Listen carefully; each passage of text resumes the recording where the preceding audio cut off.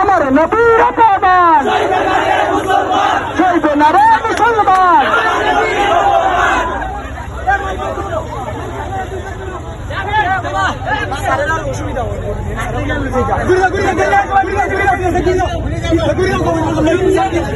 আমরা বিক্ষোভ মিছিল এখানে নিয়ে আমরা আবার দিনাজপুর কলেজে চলে যাবো।